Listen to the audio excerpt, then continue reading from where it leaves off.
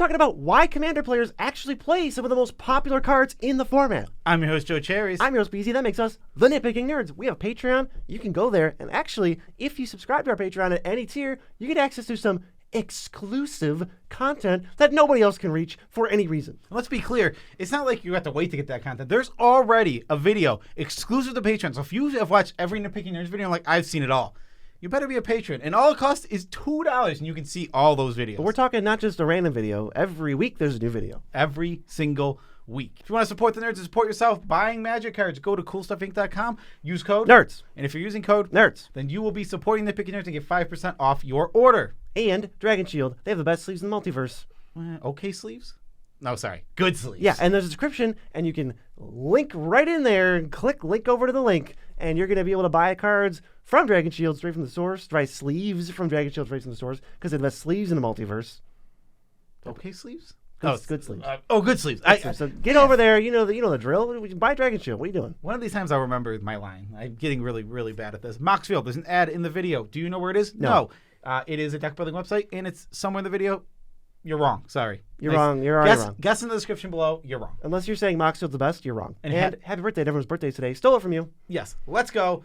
We're talking about some of the most played cards in all of the Commander format. And what actually got them to be the most played cards? Because there's a lot of factors that go into what makes a card get played. Yeah, even if you're on the outside of the format looking in, this is a good insight as to like what things to look for what makes a card want to be played so much, and just give you information about the format. Yes, and there's a lot that goes into it. So let's just hop into it. The most popular card in this format by about 1.1 thousand miles is Soul Ring. It's just Soul Ring.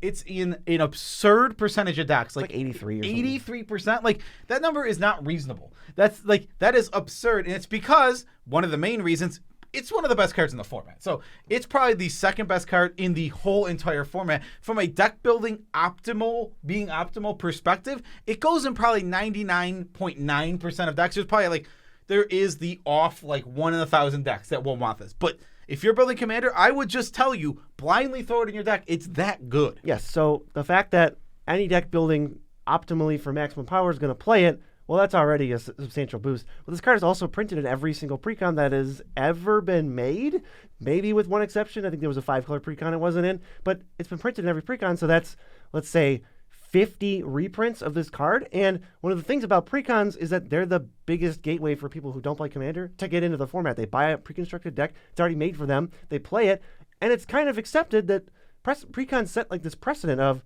well, it's in a precon, so I can generally just bring it to an LGS. So everyone's bringing Soul Ring in their pre-constructed or upgraded decks to LGSs, and then that's just what everybody sees, and it becomes the marquee card of the format. Yeah, it is. It wants to be the marquee card of the format. That's what the rules committee wants. They want Soul Ring to be the card of Commander, which is completely fair. It'll be the card of any format it's in. I mean, it's an absurd Magic card. That's ridiculous. And being in precons, something I think is interesting is a lot of people start with precons, you just said, but everyone upgrades their decks when so if you start getting a Commander I bought the Fur Rack precon from 2 years ago. Fur Crag. I brought that. And it's I want to upgrade it. You never take out the Soul Ring. You can't upgrade that card. And it just stays in the deck forever. Another thing is, because it's been in every single precon, it is super cheap. Yeah, there's so much demand for it that it can't quite get under $2 for some reason. But I think it's right above $1 right now because they had to reprint in some recent precon, some new Commander thing. And it's going to keep happening. So this card will always probably be around $1, but the fact that the second best card in the whole format is $1 is another reason it sees a ton of play. All right, a card that shares a lot of similarities for why it's in so many decks, Arcane Signet. 2 mana, tap for any color of mana that's in your Commander's color identity. That's all the colors you need, actually. So it's perfect fixing for whatever deck you're in. If you're in a 5-color deck, it taps for any one of those 5 colors. Ultimately, it's super readily available at this point. It's super cheap. And in non-green decks, this is a super staple. It's one of the best ways to ramp in any deck that is not playing green. Yeah, people I think Gavin or whoever designed the card has admitted that this is a design mistake. It's too good stuffy. It's not broken like Soul Ring is, and it's not like we need an excuse to keep this card in the format. It's just way too consistent. It asks nothing of you, and it just goes in every single non-green deck.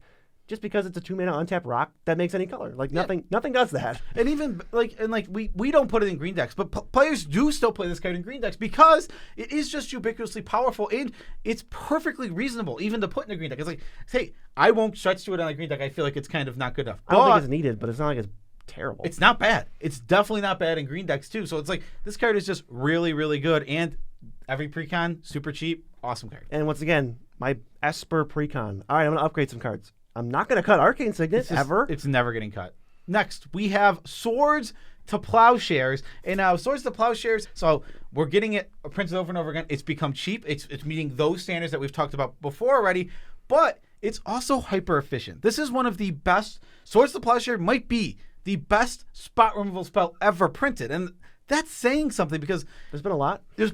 And this card comes from Alpha. So not only does this card go all the way back to Alpha, this is like a card of like well-known card for Magic the Gathering. It's so well-known because it's the removal spell. It's always been the removal spell. This and Lightning Bolt, but Lightning Bolt doesn't quite make it over to Commander. Yeah, Lightning Bolt doesn't translate. So you get this hyper efficiency, and then you get the extreme accessibility of it being 80 cents right now. And then we can also get its partner in crime, which is almost equally played, is Path to Exile. It's exile creature, but they get a basic land instead of some life. Obviously, that's a bigger downside. Path is also very accessible, still a precon card, still extremely efficient, sees play less than Swords because Swords is better, and also because it's $2 now, it's kind of been reprinted a lot, but it started at like $7. So it's been slowly coming down to $2, but it is still slightly more expensive. It's still cheap though. It is now a precon card. It wasn't in the past. In like the last year, actually, it's become a precon card. All right, let's go on to the next one, and it's a combination of cards, but I think the most important one to talk about is probably Cultivate / Rampant Growth. These two cards are like hyper played now, and the very similar versions of them. Yeah, there's a million versions of these. Like so, let's just start. Cultivate is very playable and asks nothing of you. So Cultivate can just be slid into any green deck. Doesn't matter if you're playing a creature deck. Doesn't matter if you're playing a spells deck. Doesn't matter. You can power level is a flat line. It's a flat line. Well, whereas some other ramp spells, like Mana Dorks, for example, they have a higher ceiling, but they also have a lower floor where it's like they just had a board wipe. There's all these bad things that happen also with Mana Dorks. You always get sea-level play from Cultivate, and it always being pretty good makes a lot of people play it. Right. It can go in every deck. I'm not saying that we would ever recommend that, but people do that. It's like, and it's not like the biggest fault in the world. I don't even know if you can say it's a fault. It's just they're playing a good card in a deck. Maybe it doesn't have maximum synergy. That's when you come to us for some upgrades. But this is why it's seeing so much play. Yeah, it's also extremely cheap. This is a precon card now, but Cultivate's everywhere. Kodama's Reach, its friend, is seeing a little bit of reprints. We actually got a new art in Kamigawa. So it's also decently cheap. And let's talk about Rampant Growth for a second. Rampant Growth is not only... It is the ramp card. Ramp card? This is where the term ramp comes from, where Rampant Growth literally is the OG. I don't know if it literally did it first, but it is what the term ramp is based on. Right, like you Rampant Growth on turn 2, like, oh, to shorten that, you ramped. Yeah, you ramped. And so the term has just become adopted for any sort of thing that advances you in mana now. And that's really cool. That's also probably why this sees a lot of play, because it is just so well known. Like, Rampant Growth is ramp. It is definitively ramp. Yes. It's like a vicious cycle, not vicious, but it's a cycle of, well, Cultivate and Kodama's Reach are some of the first cards that come to anyone's mind when you say green ramp. So that's generally just the cards people are going to play first, especially if they're not net decking or looking it up online. So then the fact that more people play it means more people see it, which means it's the first card everyone thinks of when they think of green ramp, and it just keeps going and going. So like in the non-EDH rec universe, everyone's just going to see Cultivate all the time and then play it because they see it. Yeah, and another thing about one last thing about Cultivate that I think is really interesting is because it's always in that middle. I think it's harder for people to cut, because when you cast, the spell doesn't underperform really. It always does. It's always flatlined in the middle, and people tend to cut cards that they see the bad sides of. Right, like, this stinked. This card doesn't really have a bad side. Stunk? This stunk. But it's always riding in the middle, so you don't see it be bad very often. Let's go to the next one. This is Counterspell. You may have heard of it. It's blue, and you counter target spell. This is what counterspells are named after, because it's one of the first ones, if not the first ones from Alpha, right? Literally the first one, yes. Yeah, were there any other counterspells in Alpha? No, I don't think so. I think Counterspell is the counterspell of Alpha. Right. So needless to say, it is a very iconic card. This is a card that everybody knows no matter what format you're coming from, and maybe if you don't even play Magic, you might know what Counterspell is. This card is beyond iconic. It is one of the cards. It's like I think that this card sees so much play because of being iconic. And like a lot of these cards in this list, I think the older the card is, the more chance it has of being super highly played because of iconic, because of reprints, because of time. People like if Counterspells were printed 10,000 times, there's way more Counterspells than there are of this brand new card printed last year. Counterspell is very cheap. It's very affordable, especially recently. In the past 2 years, it's gone down from like $3-4 to like $1. And it's a strong axis of interaction. So countering spells is super important. It's a way to if you're playing blue, you want to be playing counter spells because ultimately it's a way to interact that almost no other color gets. So the simple fact of the matter is this is sought after and a sought after effect, and this is one of the most hyper efficient ways to go get it without spending $1 million. Yeah, this is one of the most available functional ways to counter a spell, especially in the age of every single card has an ETB trigger. It's like, not here, it doesn't. Yeah. Get out. Yeah, exactly. All right, up next we got Beast Within. 3 mana, destroy any permanent. That player gets a 3/3. It's controller. So this card is versatile. It hits any type of permanent. And because of that, that's weird. Green doesn't usually kill creatures. Doesn't ever. It doesn't ever kill creatures. So this is a color pride break, meaning in green, you get something green doesn't do. Green has to kill creatures with creatures. You have to bite or fight. You can't just play a spell that kills a creature. That's not what green does. Exactly. And because of that, these cards see more play. There are other cards we're not going to talk about today, like Pognify and Rapid Hybridization. And some of the main reasons they see so much play is because of their color pie break. Because when I'm in a mono blue deck, these are the go-to answers. It's like those cards aren't really that good. They're fine, but ultimately, color pie break is a huge reason to play a card. Well, Beast Within, it's pretty great. You know, if I'm in an Abzan deck, though, I don't need Beast Within. If I'm in a Teamer deck, maybe I need Beast Within. But if I'm in mono green, I literally would say Super you just staple. need this card. Like almost every mono green deck is playing this. Huge bump to the numbers. Yeah, exactly. It's super important for that. This is very cheap. Precon card again. I think I can't express how important I think that is. I want to mention it for almost all these cards. If a card is constantly being put in precons, it will consistently see a ton of play, and it'll be cheaper. So those two factors come in just for being printed in precons. Yeah, and Chaos Warp is its kind of sister card. It's tuna red, and you shuffle a permanent in, and they reveal a card. And if it's a permanent, great, they go to play it. Otherwise, it just kind of stays there. This is a color pie break for red. Red can't answer enchantments. Like, now green can answer creatures in a certain way. Red just cannot answer enchantments. It's not a thing, unless it's maybe chosen at random or something. This is like one of the only ways to do it, period. And it's really, really versatile, just like Beast Within is. And it's, I think, more of a color pie break, so people turn to it even more because, like, killing creatures is okay, but answering enchantments, black and red really can't do that, and blue has a hard time if they're in play. So like Grixis decks, all of the Grixis decks and every combination of that really wants Chaos Warp. Color break. I mean, I think that is such an important thing. And Chaos Warp, on top of all that, it shares all the same stuff with Beast Within, except for it also is fun. I think that really fun. It's Chaos Warp stories. I have. Well, I mean, everyone probably has a good Chaos Warp story, but one of our least favorites is like turn 6 Kiki Jiki combo. Okay. I will Chaos Warp the Kiki Jiki, and the Kiki Jiki just came back, and we just lost. But it was like still a funny story. I mean, we have that story. Yep. I've been Chaos Warped on Spell Table. I was playing with a couple friends, and they hit an Archon of Cruelty, and I flipped into Archon of Cruelty. So it was just like, oh, I get another trigger. Yeah, there's so many tiebreakers where Chaos Warp is like, yeah, I'm playing Chaos Warp. This card's freaking awesome. So it's just like, it's fun, it's cheap, it's a precon card, it's versatile. It broke with color pie in half. It's such a mistake of a design, but guess what? We don't care. We're playing it. All right, how about another red card? Blasphemous Act is an extremely highly played card. Now, why is that? I guess that's the whole video, right? It's cheap, it's easy to cast, and it's cheap to buy. So what does it do? You can get this thing for like $2. It's 9 mana.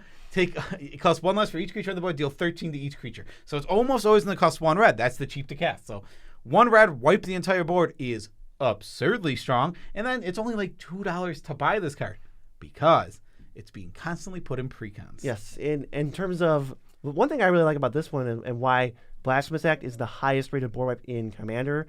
There's a lot of board wipes in Commander, and there's a lot of board wipes. It's a couple board wipes that are better than Blasphemous Act, but this is the most efficient red board wipe. And if you want to lay out the top 10 red board wipes, Blasphemous Act is number 1 by like 1,000,000 miles. So every red deck is going to play Blasphemous Act, no question. What's the best white board wipe? I think a lot of time it kind of depends. So you're going to see a bunch of different numbers for all the different board wipes, and they're going to like bring each other down. Blasphemous Act just brings itself up by being so clearly the best red board wipe for every non-white red deck. Exactly. It's like it's way up here. It's like I mentioned this to BZ, this analogy. It's like if you take out all the other board wipes in white, just take them all out, and doesn't even matter. Let's just do Wrath of God. Wrath of God is the only white board wipe now. Suddenly, Wrath of God is the second most played card in Commander. That card's amazing. It's like, exactly. And that is the fact that there isn't in red. Blasphemous Act is that single Wrath of God is the reason that it sees so much play. Yeah, if you throw up 17 comparable red board wipes to Blasphemous Act, you don't have to play Blasphemous Act. It's whatever. It would still see a ton of play, but it probably wouldn't be one of the top 10 most played cards in the format. It would still be great. And I don't think Wrath of God is great, but if Wrath of God was the only board wipe, it would be great. Get you a real groaner. This is Cyclonic Rift. It's 1 in a blue for an instant. It bounces a non-land permanent you don't control, but you can overload it for 7, which means you bounce all non-land permanents you control. And like I said, it's an instant, which means you can cast it whenever, right before you untap, right before you die. You don't have to use this until you have to use it. I think this one is not cheap. This one is not a pre-con card. No. So this one has different reasons, and I think it is mostly the undeniable, powerful, asymmetrical effect of this card. Even further, though, to make it more interesting, this isn't a CDH card. Yeah. So it's not even like Soul Ring where every optimized blue deck has this card. Yes. Oh, but even a reason I think that this card does see so much play, this is another card that is marquee to Commander, where it's like, when you think Commander, this is a Commander card. Like it's a year after this card came out, it was already that. It's like, when somebody's playing Cyclonic Rift in in any other format, you're like, weird. What does that do? Right? You're playing a Commander card? Yeah. Why are you playing that Commander card? Because Cyclonic Rift is undoubtedly linked to Commander. It is, even though it was just printed in a random like RTR standard set. It was literally RTR. Yeah, and even funnier, I think back to when it was first printed, it was like $1. And it's like, this card's just been $20 for the past like 5-6 years. Yeah, somebody we knew from an old LGS bought like 50 of these, and we were like, what are you doing? And now we're like, hope you still have those. They probably don't, but I hope you do. I hope you do. We have the undeniable power of this card and the fact that it's asymmetrical, which means I'm more incentivized to put this card in my deck. But then we also have the versatility of like, it's a 2 mana, save me from a combo or something, or it's a 7 mana, win the game or come close to winning the game. This is weird because it's also not a fun card. Like, nobody really wants to be rifted in general anyway. It was on our video we just did of the most hated cards in the format.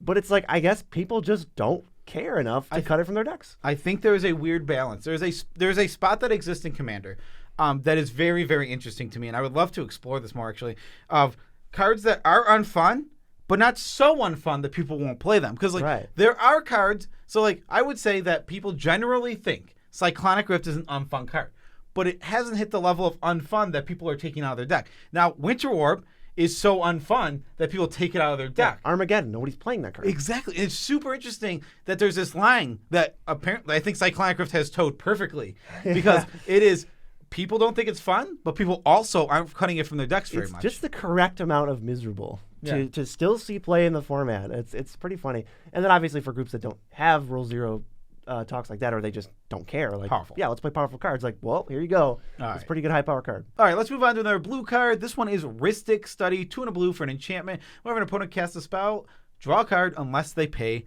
1.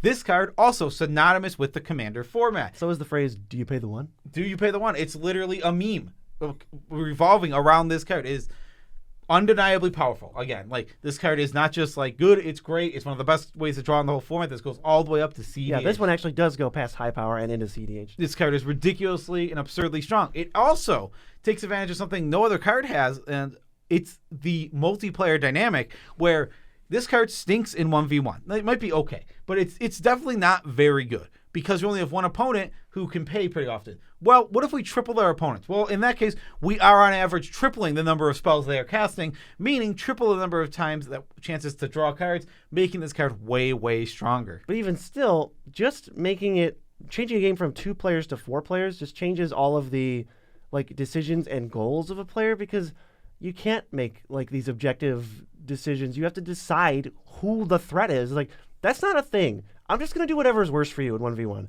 But like Rhystic Study and being in multiplayer games, it just blurs all the lines, so you don't know what's worse or better for you. It's going to be better for one of your opponents than the rest of them. And it just leads to these games, which is why Rhystic Study sees a ton of play. Another reason is because An opponent can just win you the game by misplaying and deciding to give you a bunch of cards. Yeah, that's massive card advantage. Just wins games, and sometimes a single opponent who just wants to be nice or who thinks they have to cast 3 spells on a turn just wants to cast their spells. Yeah, and then you end up in the spot where it's like this card can just win games. It's super. I think that just kind of all leads back to the thing. This card is undeniably powerful in the Commander format. Let's go to what, to me, is the most confusing one. This is Heroic Intervention, and it's 1 and a green, and your permanents gain Indestructible and Hexproof until end of turn, and it's an instant.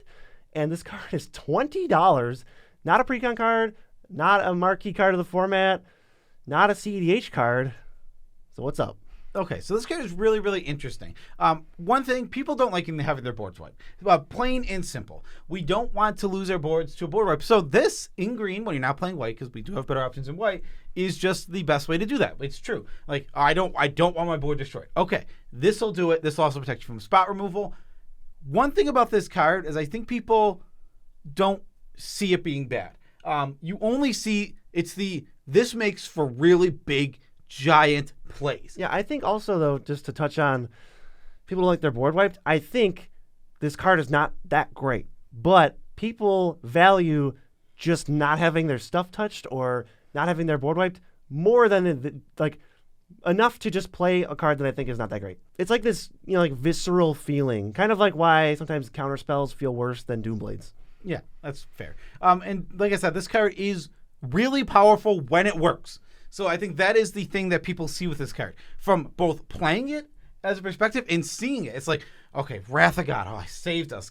And then this Heroic Intervention, it's this huge, the swing of a Heroic Intervention, when it works, is absurd. The ceiling and floor of this card are millions of miles apart. Yeah, exactly. Because, the floor is like, I'm not getting anything out of it. And the ceiling is, I win the game. I protected my whole board. I stopped that person from my board. Now, obviously, I think the main weakness of this card, why we don't play it personally, is because ultimately there's enough board wipes that get around this with Farewell. Yeah, if I'm naming some of the best board wipes in the format, it's Toxic Deluge, Cyclonic Rift, Tragic Arrogance, and Farewell are top 10.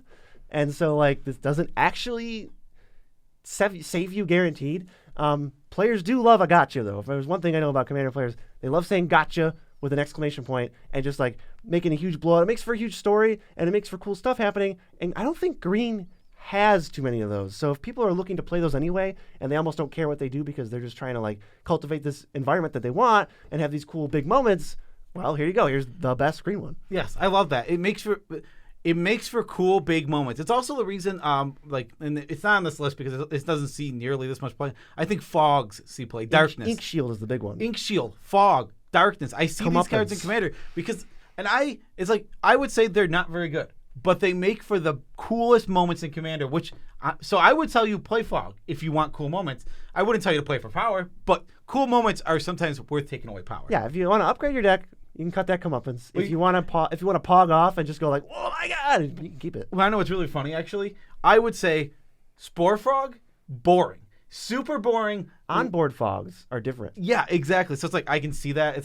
It's all about the hidden information. It's about the fog. gotcha. Yeah, and it's similar to Selfless Spirit. That's a pretty good card, but it doesn't really create these gigantic, big, swingy moments.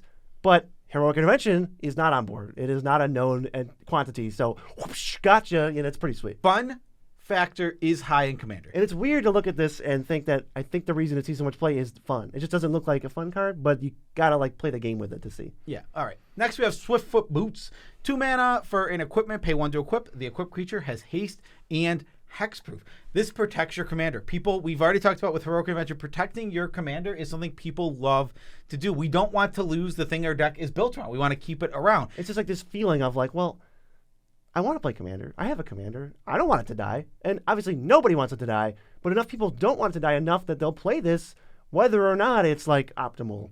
Yeah, and also it has 2 really strong abilities. Haste is very strong. To give you a creature for 1 mana, very, very strong. And Hexproof is a very strong ability. Mm-hmm. Both of these abilities are strong. And ultimately, this is one of the best ways to get both of those abilities, especially if you're leaving red. So if you're leaving red, haste just kind of goes out the window, other than a few cards. So Swiftfoot Boots just becomes one of, if not the most efficient ways, next to its brother, Lightning Greaves. Also very played. To just give haste for nothing. Boots is also extremely cheap. The Swiftfoot boots. It's like pennies on the dollar. Exactly, and it's because it's become a pre-con card. This is new, actually. This is in the last 2 years.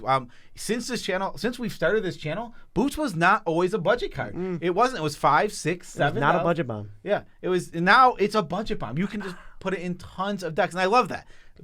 Cheapness really pushes cards up because, like, you would see. If Lightning Greaves and Swiftfoot Boots were both on both $1, Lightning Greaves would be up with Swiftfoot Greaves Boots. is just better overall. Like I think it's pretty obviously better, but Boots is obviously cheaper. I think that's the only reason that Swiftfoot Boots sees more play. Budget plays a huge factor into why cards see a lot of play or don't see a lot of play. Yeah. That's why it's even more interesting when an expensive card like Heroic Intervention that we just talked about is on this list, because so there is no budget factor here.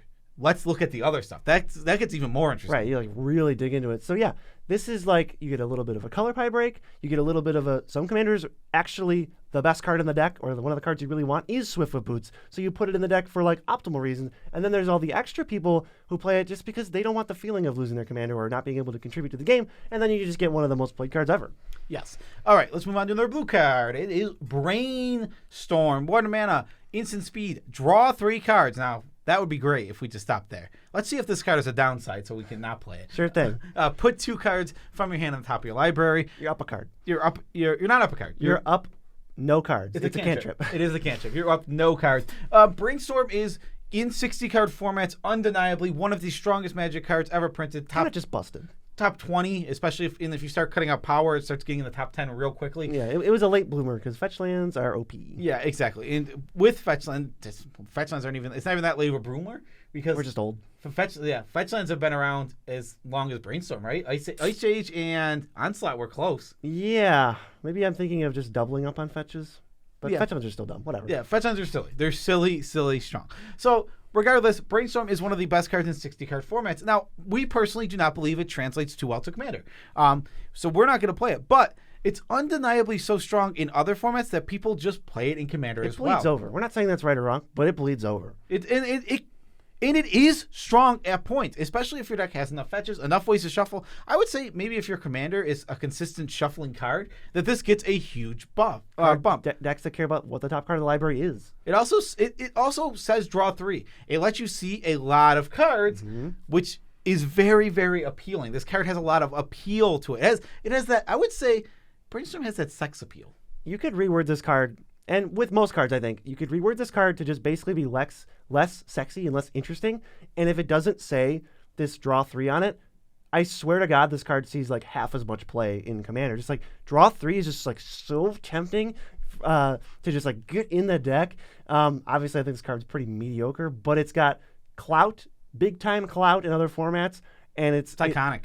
It also just looks better than it is, I think. It defines legacy, right? So it's like they basically choose not to ban it, right? This is a marquee card for legacy. Yeah. So which is another reason that then it ends up being people want to play it in Commander. I also think this isn't why it sees so much play, but something very interesting about Brainstorm. It's one of the hardest cards in Magic the Gathering to play. To resolve, yeah. To resolve correctly. Like to play optimally. That's what the word I'm looking for. Like the decision lines, the decision points, do I shuffle? When do I shuffle? Do I want to draw this card? Do I want these 7 cards? There is so much that actually goes into it. It's one of the reasons I don't play Legacy. I do not have the galaxy brain to play Brainstorm because Brainstorm is legitimately. I think you can handle it. I have played a decent amount of Legacy, like in the past. Like I've had my Delver deck for a little bit. I felt like I was never playing right. It's also very much watered down when it comes to Commander. There's no easy way to say what the right play is. There's too many variables to say that there's a correct Brainstorm, and you just kind of go, well, Brainstorm. I'll try to make the best I can. But it also matters a lot less, right? Like in Legacy, when you're playing a 1v1 format, you're playing that grind to get there. It's like turn 2, and you're balancing daisies and wastelands too. Yeah, exactly. It's like there's a lot more that goes into it, but like in Commander, it's like this game's gonna be 11 turns. Let's just have fun. It's 11 turns with 4 people. Yeah, so Brainstorm. Clout really brings it way up on the list. And next we have Smothering Tithe. It's 3 and white. Whenever an opponent draws a card, unless they pay 2 mana, you get a treasure token. And guess what? Unlike Rhystic Study, this is just like impossible to consistently pay unless you're not drawing cards, which sucks for you. We're back to another becoming extremely strong. This card is very powerful. Yeah, see Rhystic Study. Yes, because it plays on the multiplayer dynamic again, where it's like this card can't see play in 1v1 because it's not good, but this card is really, really strong in the Commander format. Yeah, triple your opponents, triple the power of this card. Also, drawing cards in Commander is super important to winning the game for a lot of decks. Most decks, I would even say. So, if everyone's going to be drawing cards in the game, then this is going to trigger extra and be even more powerful. Oh, crap, they have a Smothering Tithe. I better find an answer. I'll draw cards. I'll play Brainstorm. I also think that this card started seeing a lot of play right away because it literally was the white Rhystic Study. It latched on. That was the elevator pitch, and everyone's like, yeah, I know Rhystic Study. That card's broken. Exactly. And like I think that's what made it get popular right away. That seriously is probably one of the bigger factors. To getting popular, but this card is super strong. It does deserve to see as much play as it does because this card is ridiculous. I mean, it's one of the cards that it's come to a point for me. Like actually a lot of cards in this list, I just don't play them because they're so generically powerful that I want to build for synergy instead of playing generically powerful cards. We're just not quite looking for that at the moment with our Commander games, but there's no denying it's super powerful. It also creates permanence. It kind of like makes you feel like you have some more agency. You're doing more. You're playing more spells, and you're creating more permanence. You're getting more triggers. You're tapping more things. You're taking longer turns. I think that's just something people are kind of looking for. Super silly card. Super strong. And if you want to check out the 7 most fun commanders, well, they're right over there. Why don't you go click on that? 7 most fun? And see their decks. That sounds really cool. Peace out, Trap Scouts.